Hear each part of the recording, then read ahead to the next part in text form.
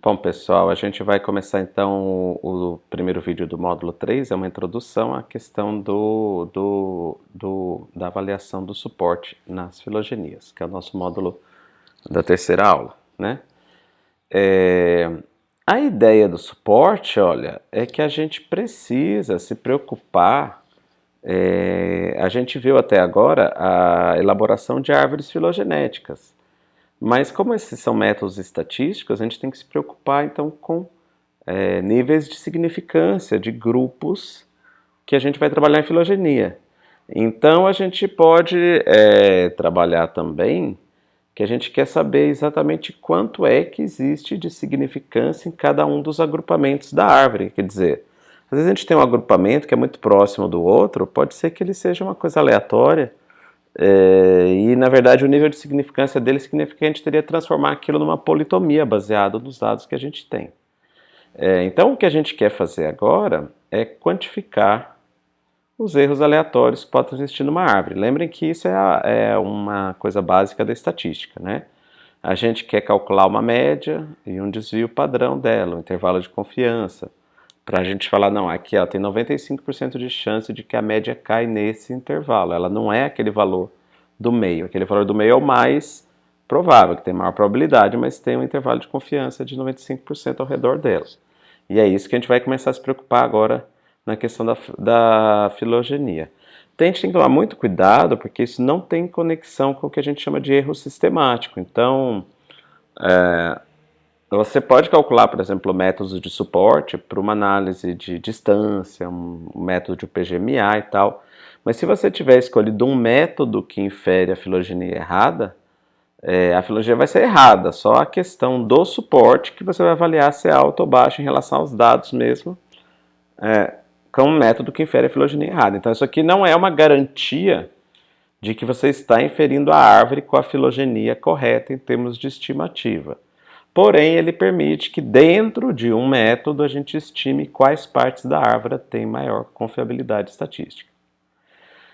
Então a gente tem que pensar, olha, o erro aleatório, que é esse erro que a gente vai conseguir tentar trabalhar aqui, ele é um erro relacionado à amostragem. Então eu falei para vocês lá na primeira aula, em filogenia a gente tem a amostragem dos caracteres, ou seja, a gente pega menos caracteres do que o genoma inteiro, a gente pega um gene só, a gente tem uma quantidade limitada de caracteres fenológicos que a gente consegue amostrar, né? Então existem vários problemas. E tem um problema ainda de amostragem dos terminais. Por quê? Porque muitas vezes você não amostra todas as espécies de um determinado grupo, ou você amostra todas as espécies conhecidas, porém tem outras desconhecidas que nem foram descritas, e ainda tem o problema das espécies fósseis que você também geralmente não incluiu na sua filogenia. Então sua filogenia ela é sempre incompleta do ponto de vista de amostragem de táxons também.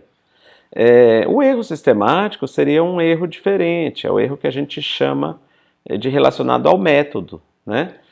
Então essas duas coisas são bem conhecidas da estatística, que o erro aleatório a gente se refere à questão de precisão, né? Quantas casas de precisão depois da vírgula?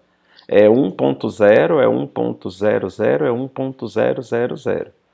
E já o erro da exatidão ou acurácia é um erro de se você está usando um estimador que atinge aquele valor. Então, às vezes você fala assim, não, esse estimador estatístico aqui ele é viciado. Ele é viciado porque ele vai para o lado errado. Então, ele dá uma super ou uma subestimativa do valor correto do parâmetro, né? Isso é uma coisa bem crucial, bem comum na parte de estatística.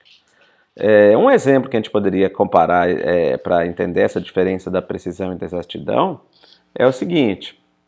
O erro aleatório, você pode corrigir ele aumentando a amostragem. Então, por exemplo, eu pego um anel e preso ele 3 vezes na mesma balança.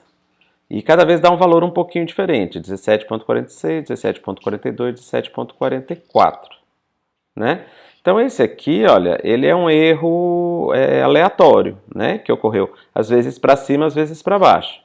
E quanto mais vezes eu fizer essa medida na balança e for aumentando o tamanho dessa amostra, a gente espera que, em termos de erro aleatório, na hora que você tirar uma média de 100 valores ou tirar uma média de 1000 valores, que você vai cada vez mais convergir para o valor exato, né, para o valor preciso você vai ter uma precisão muito grande no valor dessa estimativa. Inclusive, você vai poder ter várias casas decimais na hora de dizer qual é o peso se você fez uma quantidade grande de medidas. O erro sistemático é diferente, é como se fosse um problema na balança. Então, a sua balança está desregulada e ela sempre pesa 0,05 gramas mais do que a massa física do objeto. Então, se eu tirar 1000 medidas nessa balança que está desregulada, eu vou ter uma precisão super alta, mas num valor que sempre vai estar errado por 0,05.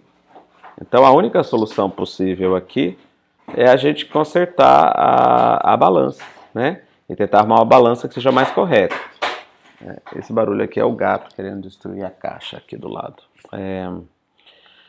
Bom, no caso da filogenia, essa situação é repetida, né? Então, o erro aleatório, em teoria, a gente consegue corrigir ele aumentando o número de terminais, né? Deixando a nossa amostra com o número mais completo de terminais possível e aumentando o número de caracteres. Então tá, eu fiz 2 genes de plastídeo, eu fiz 10 genes de plastídeo, eu fiz o plastídeo inteiro, isso vai dar muita diferença em termos da precisão da minha filogenia, porque eu vou ter muito mais caracteres.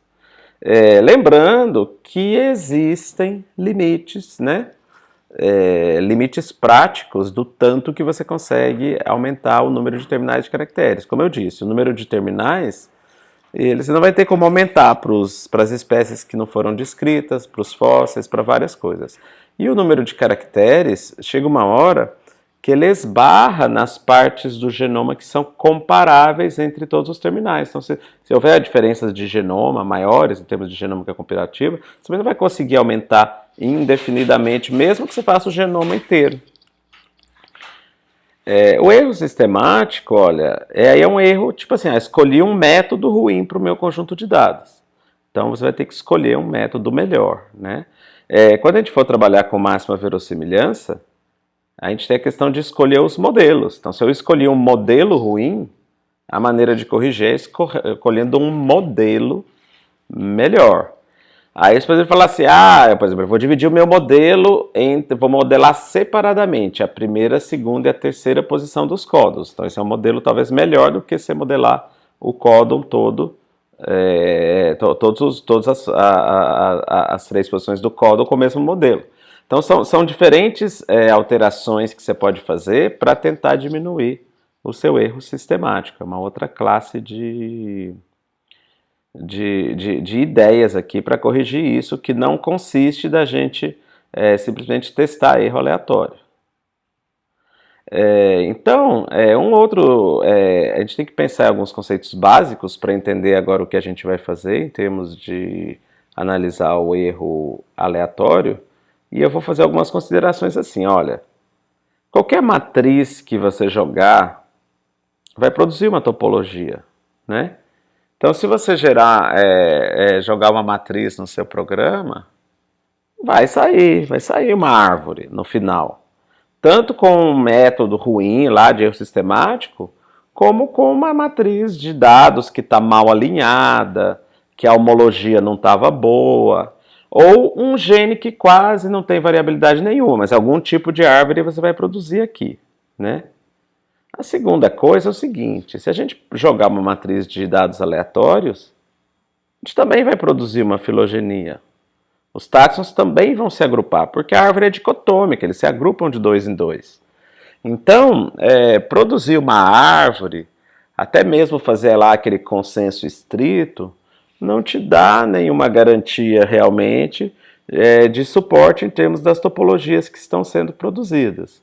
Então a gente vai precisar pensar nessa ideia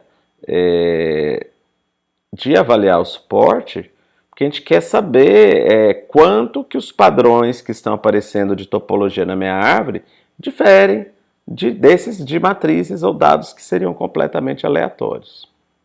Então, a pergunta final de quando a gente vai trabalhar com a questão de suporte é qual o nível de erro aleatório que eu estou obtendo nos meus dados. E essa pergunta, ela é uma pergunta em filogenia mais complexa do que em outras coisas, né? Porque às vezes você fala assim, não, meu erro aleatório, eu escolhi um nível de corte de 5%. No caso da filogenia, o erro vai ser diferente em diferentes partes da árvore. Então a gente vai ter que usar um método que consegue avaliar todos os nós e todos os agrupamentos ao mesmo tempo e me mostrar aí. Você pode ter que uma parte da árvore tenha erro aleatório alto e outra parte da árvore tenha erro aleatório bem mais baixo. Isso é uma coisa bem interessante dos métodos que a gente vai ver.